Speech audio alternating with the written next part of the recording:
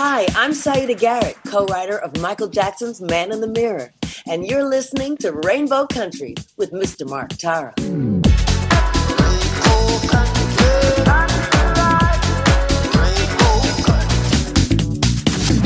The views and opinions expressed on the following program are those of the persons appearing on the program. A Nashville-born R&B singer who rose to prominence in the Toronto music scene back in the 1960s. Considered to be a pioneer transgender performer, probably best known for the single, Any Other Way. Today on Rainbow Country, Jackie Shane. That and more on episode 361, so stay tuned for Gay Talk Radio right here on Rainbow Country. Hi, this is Carol Pope. Hi, I'm Garrett Conley, author of Boy Erased, a memoir. Hi, I'm Lorraine Segato. Hi, I'm Gord Depp with the Spoons. You're listening to Rainbow Country with Mark Tara.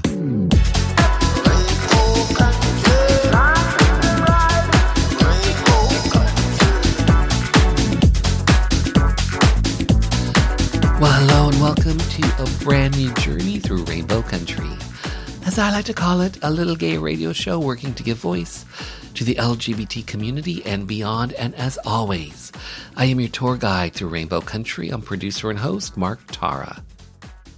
By the way, Rainbow Country originates from CIUT-FM in Toronto and now proudly in syndication on 12 outlets across Canada, from coast to coast to coast. The Yukon, British Columbia, Saskatchewan, Manitoba, the east coast of Canada in Newfoundland, Ontario, even down to Buffalo, New York, and online. Well, thanks to you tuning in, streaming, downloading, but ultimately listening. Together we continue to build Rainbow Country into a nationally syndicated gay radio show, a #1 LGBT podcast on Podomatic.com's Gay and Lesbian chart, as well as being considered Canada's #1 LGBT podcast on feedspot.com. So today, Jackie Shane, a Nashville-born R&B singer who rose to prominence in the Toronto music scene back in the 1960s, where she helped to break down barriers as a transgender performer. Jackie was probably best known for the single Any Other Way, which was a regional hit, actually a top 10 regional hit in Toronto back in 1962. In 2019, Jackie Shane was nominated for a Grammy in the Best Historical Album category for her box set, Any Other Way.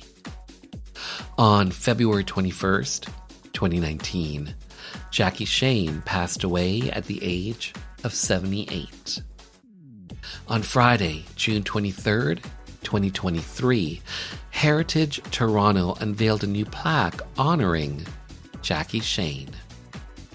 At that unveiling, we'll hear from Alison Bain, Executive Director of Heritage Toronto, Audrey Majors-Douglas, Jackie Shane's niece, Chris Mose, City Councillor for Ward 13, Toronto Centre, Christian Wong Tam, Member of Provincial Parliament for Toronto Centre, and we'll hear from Jackie Shane herself. Plus, from my 2019 interview, Grammy-winning music journalist Rob Bowman shares his experience chatting with Jackie Shane for hours on the phone for the liner notes for their Grammy-nominated box set, Any Other Way. And in hour 2, music from LGBT artists, independent artists, voices that we've come to know and love in classic disco, classic 80s, classic house. And on this episode, I'm featuring some classic disco, some queer punk, and more. All that lies ahead as we start Journey 361 through Rainbow Country. And our first stop, the Rainbow Country Bookstore. And on this episode, actor, erotic provocateur, and author David Pevsner reads from his memoir, Damn Shame, a book about desire, defiance, and show tunes. And by the way, David's memoir, Damn Shame, is available wherever you get your favorite books. And on Amazon.ca, Damn Shame has a rating of 4.4 out of 5 stars.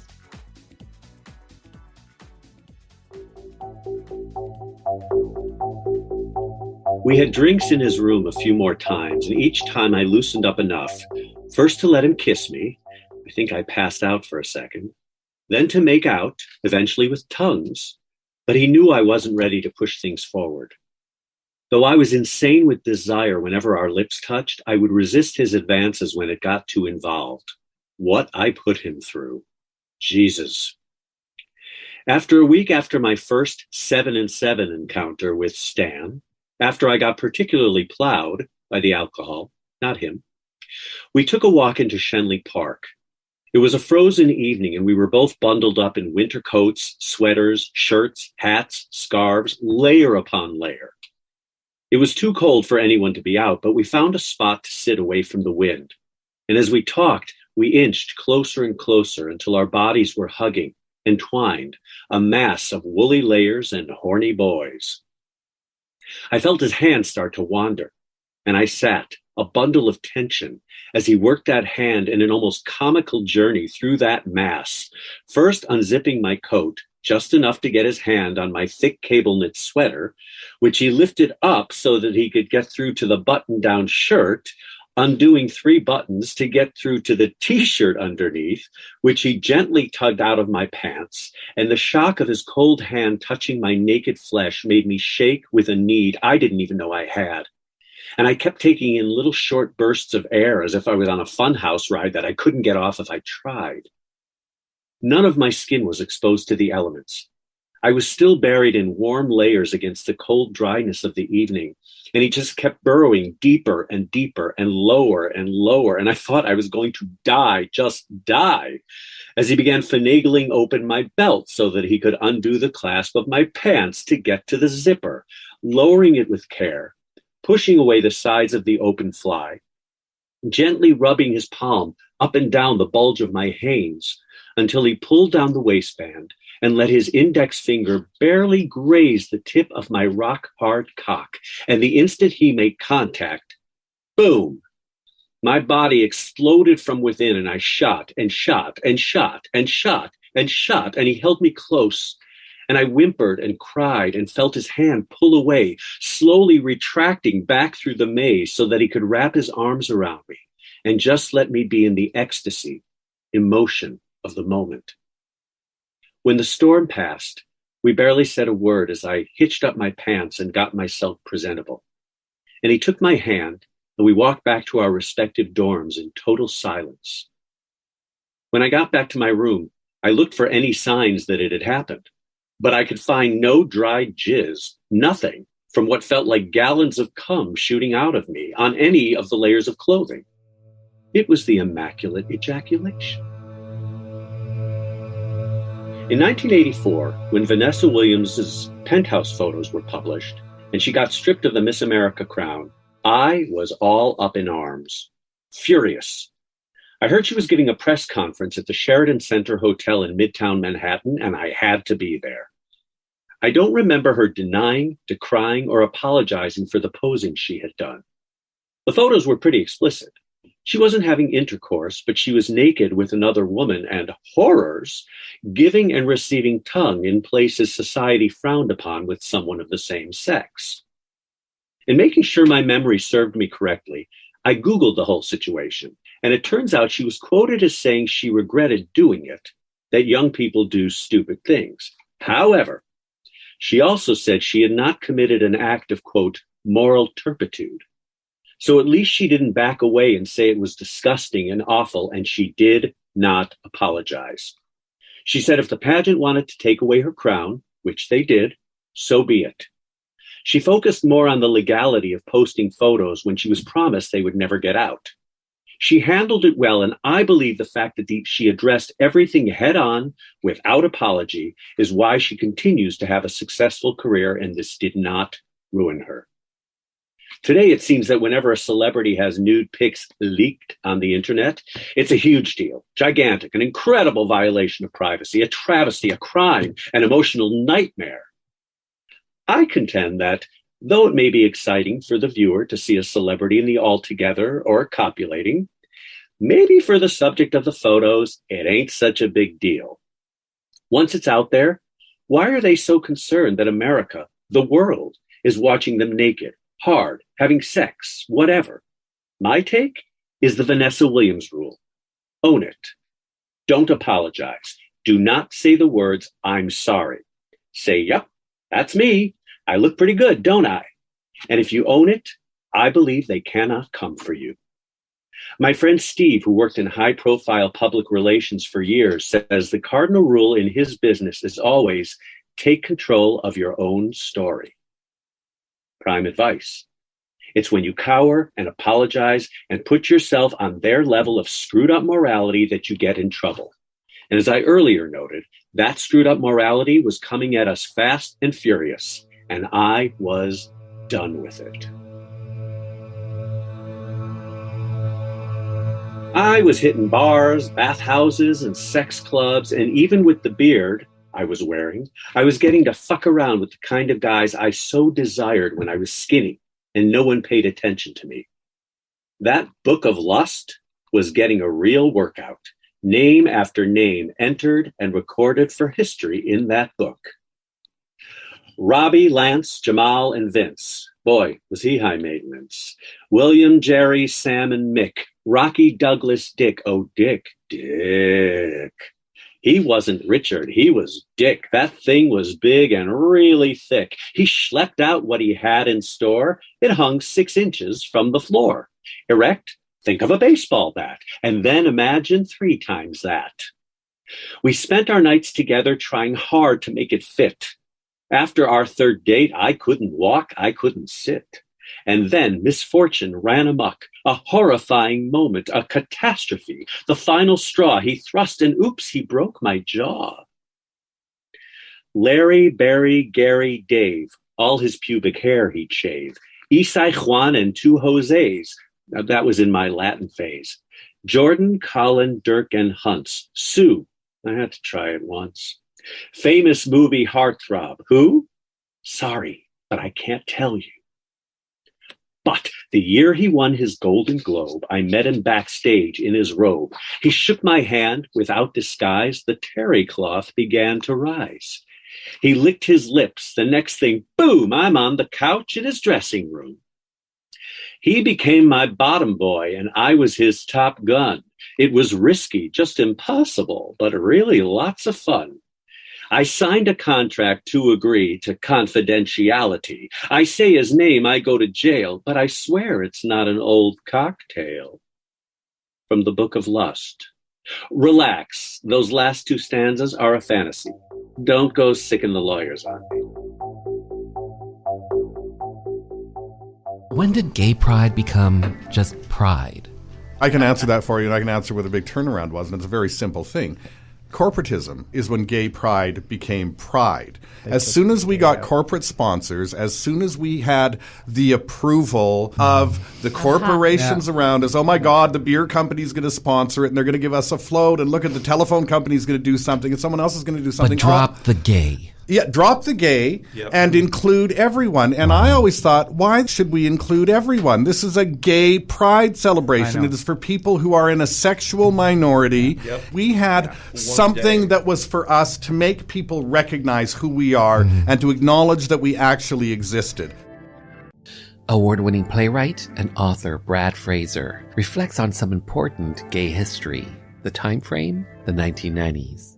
When gay pride becomes pride, with the introduction of corporate sponsorships.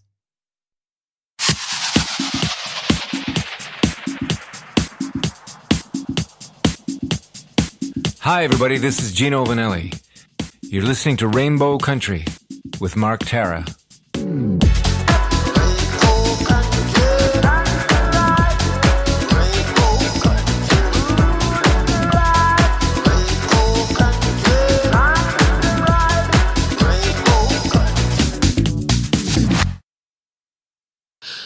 Up next, the Heritage Toronto Plaque Unveiling for R&B Artist and Transgender Pioneer, Jackie Shane.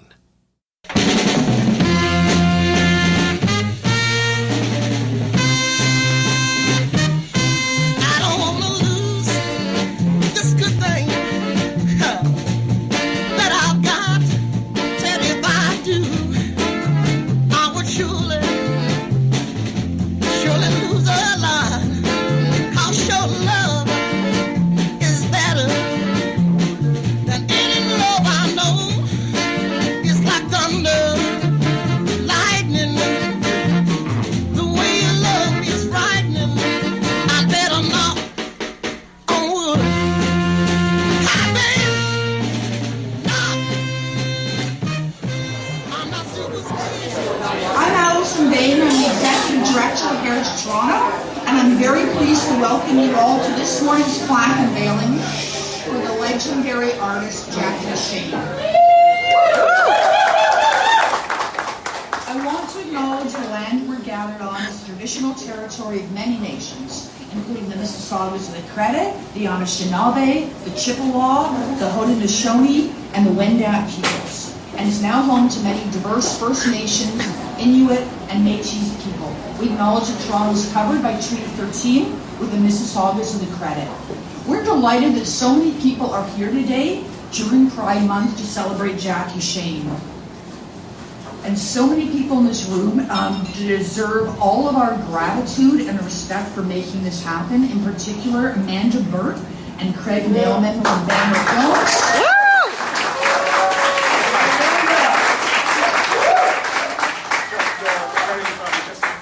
Rob Bowman and everyone who gave generously to the fundraising campaign. This plaque is actually the first crowd-funded plaque in the agency's history. And it was amazing how quickly everybody came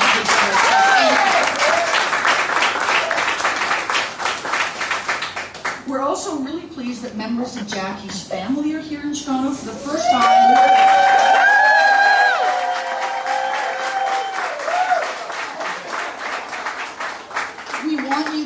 Sincerely how much respect our city holds for Jackie Shane. So thank you for being here.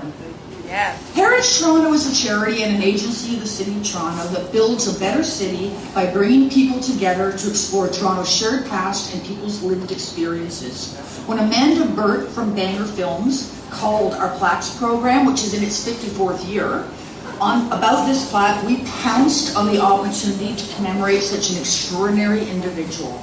We're honored to be producing a plaque about a person and an icon for the trans community. I came out in the late 70s, early 80s, and so like many of you in this room, I have seen some things.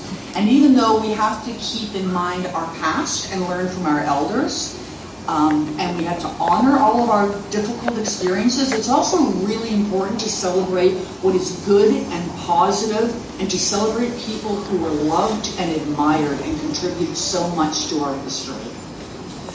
That is Jackie Shane.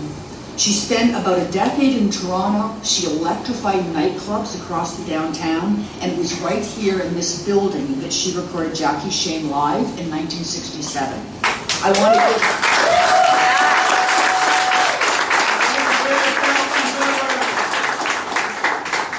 Thank you to Patty and Tina at Toroni for hosting us in this historic building. You have been exceptionally gracious hosts. When this plaque is installed on the outside of this building later this morning, it'll serve as an inspirational reminder of Jackie's life and legacy and highlight an important part of Toronto's 2S LGBTQIA+ history. And it's now my pleasure to introduce the City of Toronto, our councillor, Chris Moyes, will be delivering a special proclamation.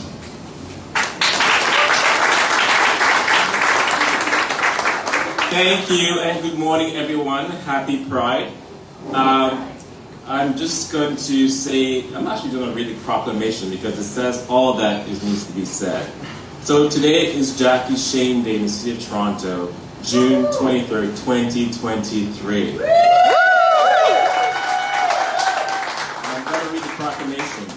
Whereas today we honor the music and legacy of Jackie Shane, an iconic musician, Black trans trailblazer, and queer icon who was celebrated in Toronto and around the world.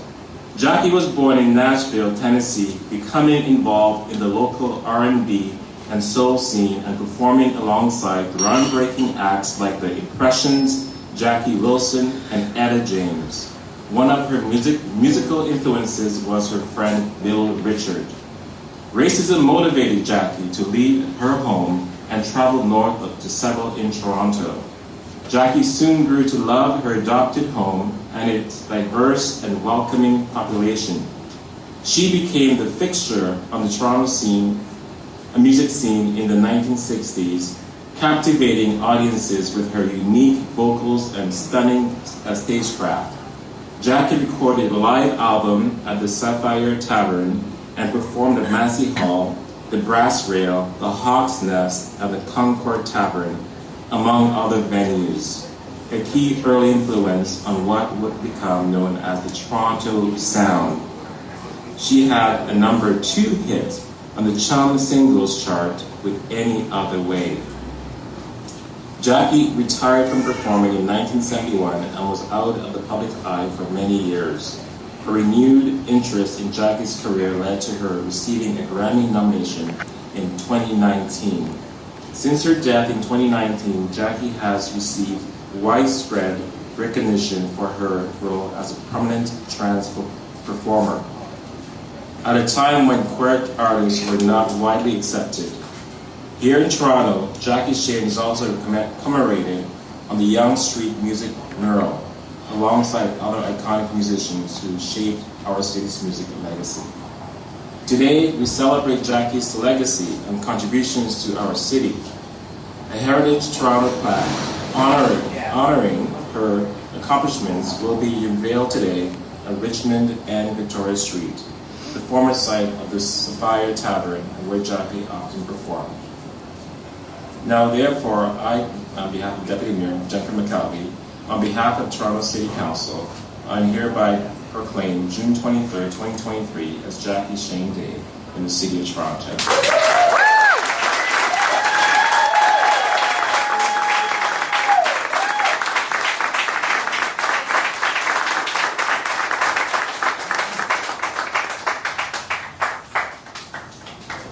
Thank you, Councillor. It's now my pleasure to introduce, M.K. Marcy Ian, Minister for Women and Gender Equality and the Youth of Canada.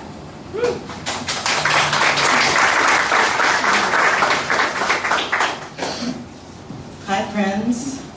It is so good to be here. Good morning, everyone. Bonjour à tous. Happy Pride.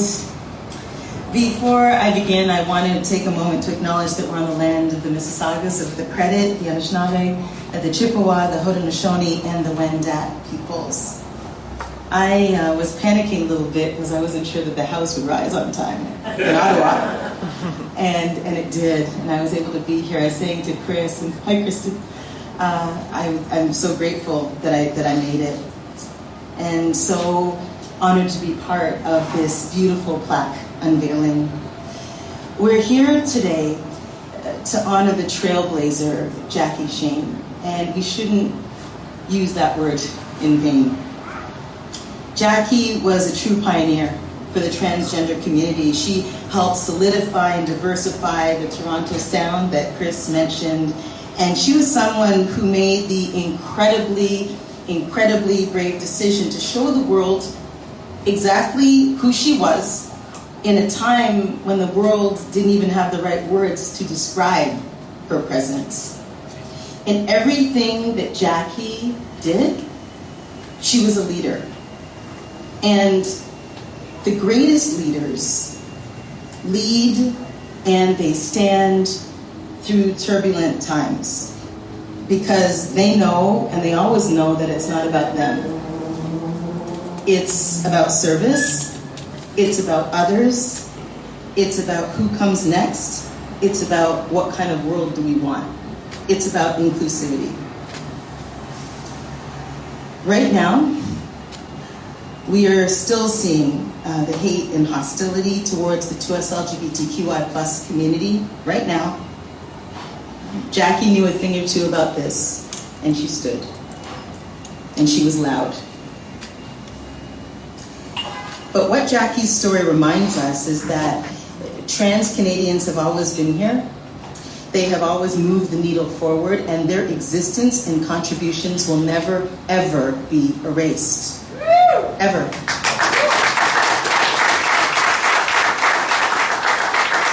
Because every person deserves to feel safe, and not just safe, accepted in their communities. And here in Toronto, and specifically in Toronto Centre, we are grateful to live in inclusive neighborhoods. But I'm here to say we can't ever let hard-earned victories backslide. Not now, and I'll use that word again, ever, not ever. So if you happen to be walking around the city or come here from another part of Canada, and you need a reminder, Jackie's story, this plaque that will be unveiled today on Jackie Shane Day in the city of Toronto is a testament to every single person who chooses to live their life by their own rules and chooses to live life louder, that they will always be louder than any hateful voice could be. Stand up. We stand beside you. Don't stop. Thanks so much, everyone.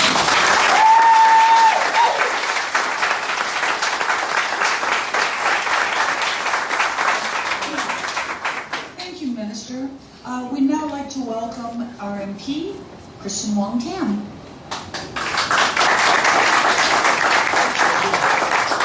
Well, thank you very much, and happy Pride Month, everyone. This is a remarkable occasion for a number of reasons, and I recognize that this particular day, and thank you to the Deputy Mayor and to the City of Toronto for declaring a day for Jackie Shane. And I would say that Jackie Shane and her family, Jackie Shane and her community, we all revel in celebrating this particular moment. In 2017, I was contacted by a number of Toronto advocates and writers who were just at that starting point of putting together an anthology. And that anthology was really about a story of how Toronto got so queer. And I hope that you agree that Toronto is one of the most dynamic and queerest cities in the world. And in particular, it was Jackie Shane that was inspiring the thinking and the evolution and the history writing of the queer community in Toronto. And you really can't talk about queer identity in Toronto without really going back to the music scene and what was happening on Yonge Street, right here in the heart of Canada. I'd say heart of Ontario, heart of Canada, but there was really so much going on. And just think about it, 1960s, a black trans woman, some people called her as a cross-dresser, some people identify her as a drag queen, but Jackie was a woman. And Jackie identified as a woman.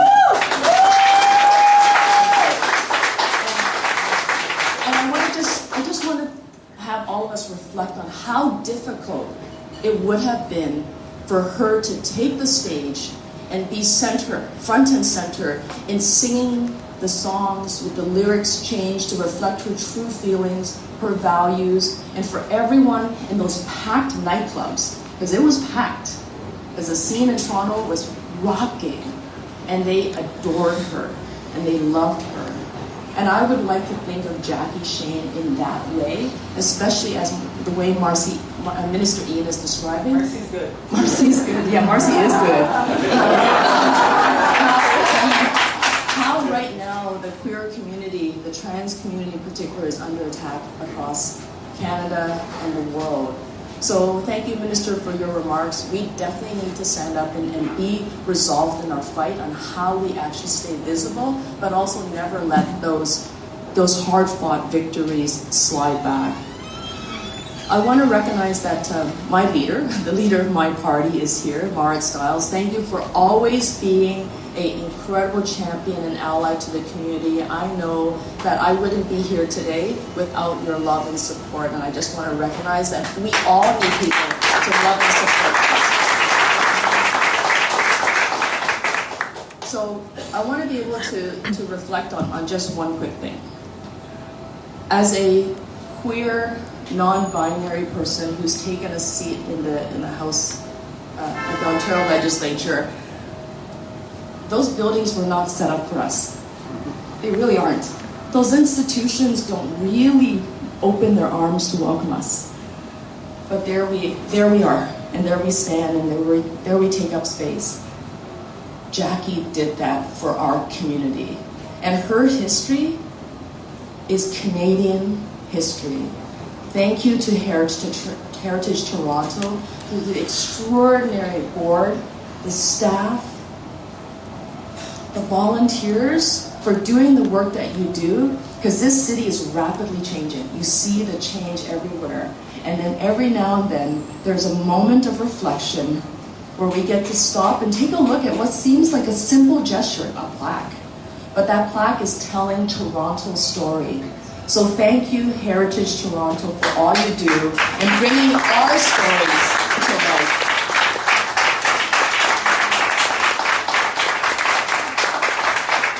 Now, like most politicians, we bring little pieces of paper. It's symbolic, but it's important, because I wrote the text myself, and I wanted to make sure that Jackie's family, who I understand is here, including Andrena, Majors, Douglas, who traveled to be here today. I just want to say thank you.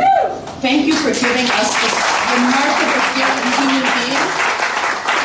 We owe you and your family this incredible debt, because Jackie helped light the way and shine that way, and that rainbow continues to cascade over Toronto and Canada because of her rich contribution. So thank you very much. It is now my pleasure to introduce Andrena Majors Douglas, Jackie Shane's niece, who is visiting Toronto for the first time and who is wearing a t-shirt that I deeply, deeply covet.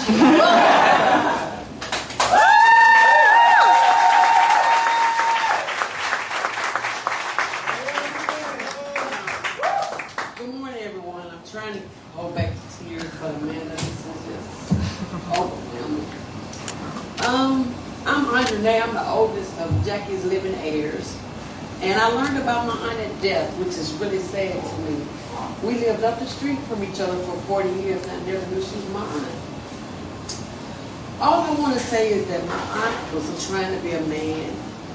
Jackie was trying to be Jackie. And in her own words, she felt that everyone should live and live as they truly want to live. She thought you should be able to enjoy music without drugs, without any other things to enhance the actual love of music. I want to thank Canada for accepting her as who she was. Being African American back during those times was difficult enough, but being a transgender doubly made it worse. And she came here for peace, and from what I understood, peace is what she got. My family and I can never thank you. There are no words that we can thank you for the love that you've given my aunt. Amanda, I love you. My family loves you. I'm here, Bonnie, Jack, Melanie, Earl, Stan. They're my family had to be at a wedding, but I canceled the wedding to be here for this. On Jackie's tombstone, just so you know, she was born in USA, but it has USA and Canada on her tombstone. Thank you for the love. I look forward to meeting people. In our day and time, I can love who I love, and I really don't care what people say. My mate is with me, and she's a woman, and what people say, I really don't care. But it was difficult back then. But she had peace here. I guess Canada will be my second home because I'll be back. Again, there are no words that I can say to thank everybody for the love from my aunt. It's very overwhelming. Michael, Rob, Luca, Amanda, again, I love y'all. Thank you for everybody, the mayor, everybody that made this day possible. It is definitely Jackie Shane Day, and I love everybody. Thank you so much.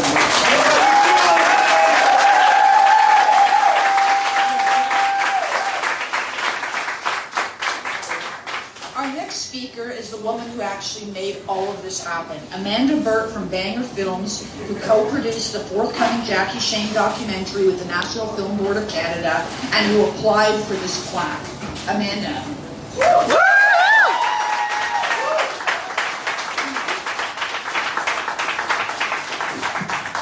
Thank you. Yeah, as Alison mentioned, I'm really just part of the team. Michael, Luca, Justine, Craig, Abby, Michaela, the list goes on. You know, years ago we started working on this project, and when we started talking to people to try to get interest and, you know, money to make the doc, we got a lot of no in every way possible. Her story is too niche. It's too far in the past. Jackie is not relatable. There's nothing online, you know, who is she? We totally never heard of her. And then the world changed, and for better and for worse. And suddenly there's a moment where there's wider desire to tell Black trans stories. And for that, I'm very thankful. But we've always known that Jackie's story was remarkable and needed to be told. You know, her life was remarkable. Her talent was singular. But she was exactly the same as every person in this room. You know, she bought her clothes on Bloor Street. She bought her jewelry on Yonge Street and in pawn shops on Church Street. She had apartments on Dundas, on Charles, and on McPherson.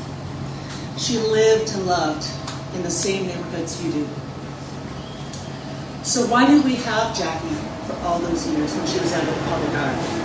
And what loss have we experienced not having her as a trans elder and as an electric performer? Why is she just getting her flowers right now? So the plaque, the proclamation, those are steps towards honoring her legacy and her music. But I truly hope that today is the beginning of us telling and listening to the stories of our neighbors. I want to give the rest of my time to Jackie Shane, our neighbor. You see, I consider, and I have always, from the time I became aware and aware, Toronto is my own. I love Toronto. I love Canada. You can't tell I want to be born there or born there. When you're born, you have no control over. But when I call home, yeah, Toronto is my home base, and Canada is my home. I love Canada. Well, and Toronto feels the same about you. I think there's such huge pride. And it's people. The people are just wonderful. I mean, I hope someday, not too far in the future, that I move back. Do you really? Back. That's amazing. That excites me. Really, I want to live in my hometown. In my home, city. I want to live the day in Toronto. I love Toronto.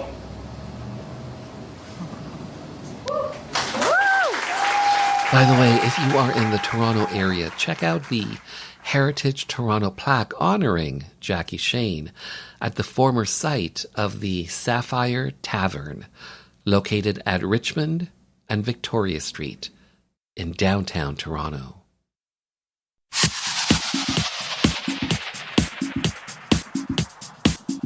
Hi, I'm Eric Radford, Olympic and world champion figure skater, pianist, and composer, and you're listening to Rainbow Country with Mark Terra.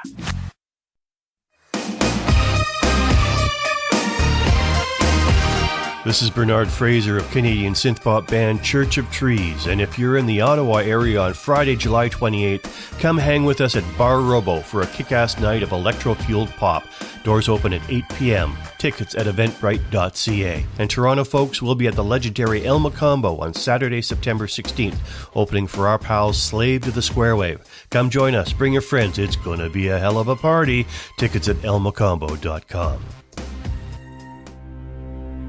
Hi, my name is Joanne Vanicola, and I'm an actor and a writer, and I was first on Rainbow Country with Mark Tara on discussing the massacre at Pulse Club in Orlando.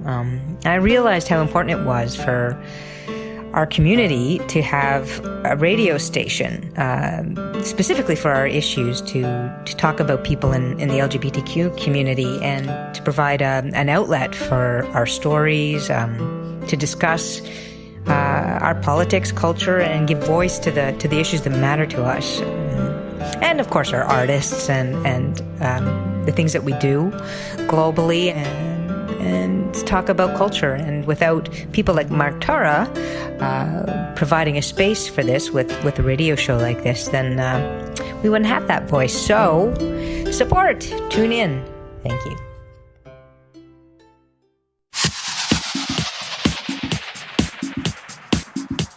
Hi, I'm Paul Poirier, Canadian champion in ice dance and 3-time Olympian, and you're listening to Rainbow Country with Mark Tara.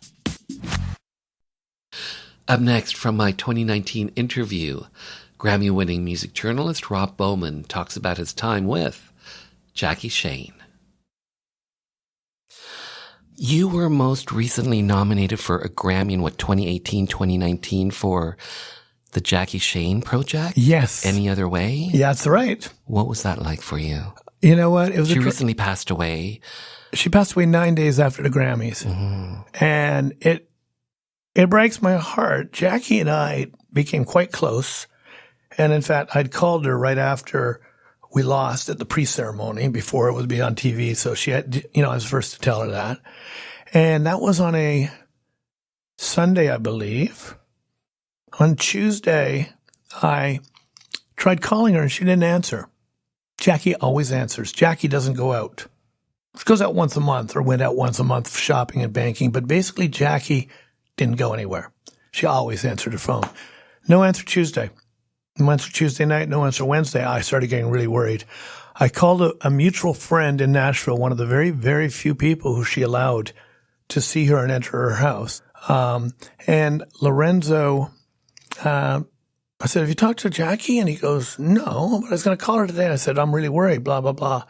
So he went over to her house. He had a key to the apartment. He's the only one who did. And unfortunately, found that she had passed away.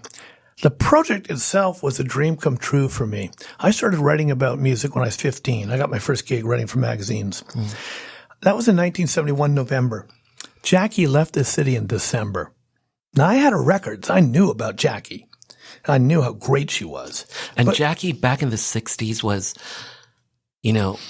originally from America. Yeah, originally from Nashville. And a black singer. Mm-hmm. Today would be considered transgender. Right, and that's what Jackie considered herself. But at the time, people saw Jackie as a effeminate male, and people more in the know understood Jackie was gay. Mm. But even gay men that I've talked to from back then, and gay women for that matter, never thought about the word transgender. I don't even know how many people would even conceive of the notion. But Jackie knew. Jackie told me that when she was 13, she told her mother, Mom, I'm a woman in a man's body. Wow. And you know what her mother said? This is Nashville in 1953. Her mother was so hip. Her mother said, that's fine. And then her mother, a few weeks later, took her, and I can't remember if it was a carnival or a circus, took her to, the freak show where the one-armed man is and the woman with the beard and all this stuff. And she goes, Jackie, see these people? See that guy with the one arm? See this person? See that person? They're all God's creatures. She's a religious woman. They're all God's creatures. They're all wonderful creations. They're all beautiful. And so are you. And don't you ever let anyone tell you otherwise. What an amazing mother for the South in 1953. This woman was decades ahead of her time. And Jackie loved her mother so dearly till the day her mother died. And that's one of the reasons she left Toronto when she did in December 71, was to be with her mother, who was getting on. Why do you think... Oh, I didn't finish. Sorry. So when I started writing, Jackie left the city a month later. I didn't see her because you had to be 21 to get into bars then. And, I'm 15. Although she did play a few all ages show, I've found out since then on afternoons, but I didn't hear about them. Anyway, I thought I'd love to interview this person. So when she comes back to Toronto, we'll see what I can get. She never came back. She disappeared. In fact, went into hiding for years and years and years. So it was always in the back of my mind, what happened? And I'd love to tell this person's story.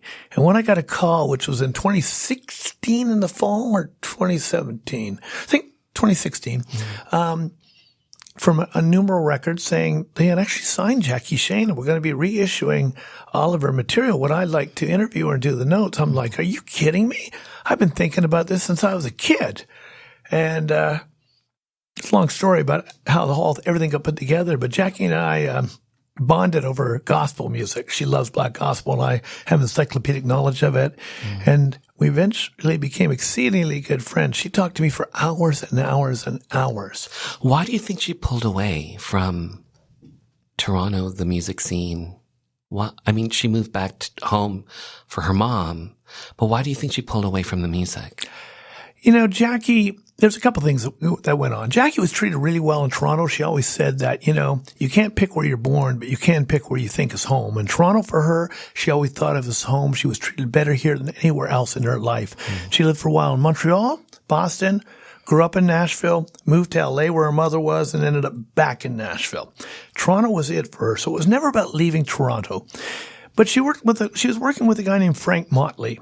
He was a trumpeter from North Carolina. His shtick was he played two trumpets at once. And he'd been the band leader. Jackie had actually first hooked up with him back in Montreal back in the late 50s. And he was the guy she'd first come to Toronto with in the 60s. Motley was an alcoholic, and he could be abusive. Once threw an ashtray at her head. Jackie warned him if she ever did that again, she had ways of dealing with such things. She was a strong person, a very strong woman. But long story short, she was in LA, came back to work with Motley for a few months because he wasn't doing so well, needed her star power, if you will. So she agreed she'd do it for a few months, but that was it. Then she was going back to LA.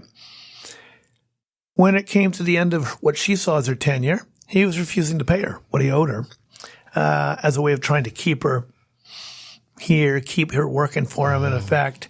And they were playing a place around Yonge and Eglinton when push came to shove. And she told me the only time in her life she took the subway, because she always had a driver. She never drove herself, always had a driver.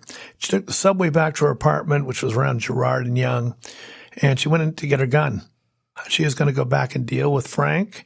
And then she thought, I don't need to spend a life behind bars.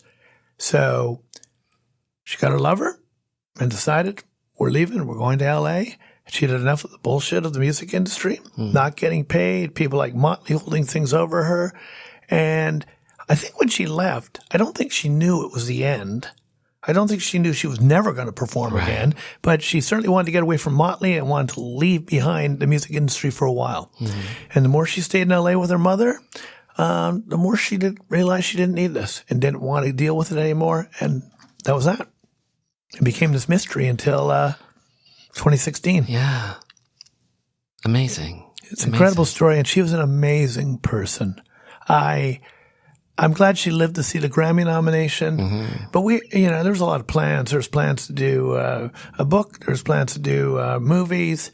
And she was tentative at first, but more and more she wanted this stuff. She talked about performing. I don't know whether it ever would have happened, but she talked about performing again. Would have been amazing. In the 60s, before the internet, to find each other, queer people needed to actually get together in real space and real time. Since most places didn't tolerate our kind, depending on where you were, your options could be limited. Large cities might have a few specialized commercial spaces, but in the absence of those, it was basically public washrooms, parks, or house parties. They all had their downsides. Commercial spaces required you to spend money, and that's one of the reasons why they were mostly for men. Even in places as big as Toronto, there was seldom more than one lesbian bar at a time. Lesbians earned about 60% of the male wage and probably had more dependents. The economy just wasn't there. The old adage was, gay men go to restaurants, lesbians hold potlucks. Washrooms and parks were also pretty much boys only and could be dangerous, plus parks in the Canadian winter, not so good. You could freeze your willy off. House parties, you needed to know somebody, or know somebody who knew somebody, and so on, and be invited. In terms of commercial life, Montreal had led the pack. developing a Sin City reputation during Prohibition in the U.S. in the 1930s. And where there's sin, there's always a place for us. Toronto the Good and Vancouver took a bit longer, but in 1974, Toronto had enough anonymity and a critical mass to produce a small commercial scene. At first, it was mostly straight bars where we were tolerated in a corner as long as we behaved. Next came a few straight-owned venues that served gay clientele. By the mid-70s, a new class of gay entrepreneurs emerged and started to open up on Church Street where rents were cheaper. But not everybody lived in Toronto or Montreal. In smaller centres, where businesses couldn't meet community needs, the lesbian and gay liberation movement of the 70s came up with a new model. Defy economics and do it for ourselves. We might not have a lot of capital, but we did have free labor. For example, the Lesbian Organization of Toronto established a non-profit community centre in a ramshackle old Victorian house in 1977. It held dances and brunches and drop-ins and provided meeting spaces and a coffee house and hosted a phone line for a whole generation of women. Loot, as it was known, was following a strategy already developed elsewhere. In Saskatoon, the Zodiac Friendship Society opened its community centre in 1973. Edmonton and Calgary soon followed suit. HALO, the Homophile Association of London, Ontario, started in 1974, and the Halifax Gay Alliance for Equality first began running dances in the Turret in 1976 and later turned that into a community centre. By the end of the decade, there was a network of lesbian and gay groups providing community spaces in dozens of medium-sized centres across Canada, volunteer-run and community-controlled. This is Tim McCaskill, a gay liberation dinosaur from another planet and author of Queer Progress.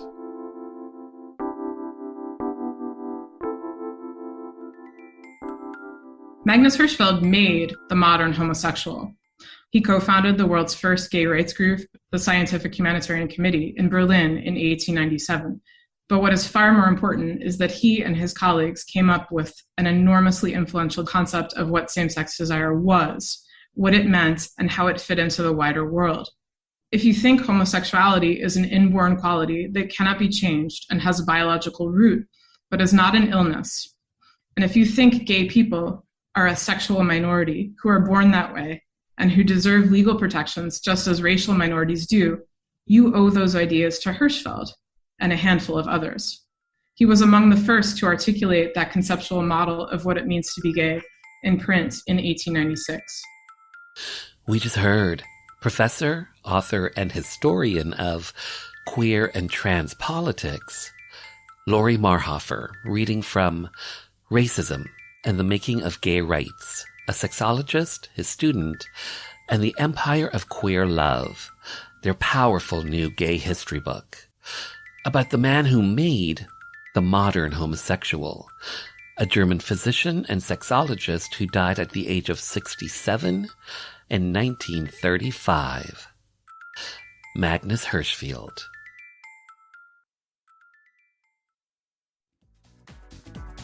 And just like that, this little gay journey through Rainbow Country has come to an end. For the full 2-hour episode, simply head over to marktara.com where everything is connected and hit the archives banner.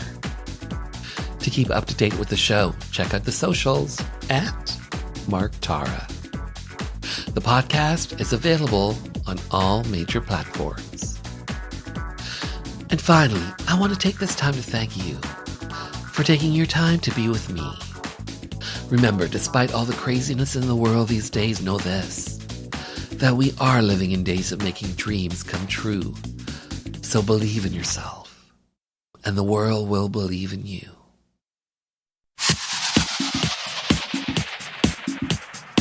Hi, I'm Agnes. My new record, Magic Still Exists, is out now. You are listening to Rainbow Country with Mark Tara.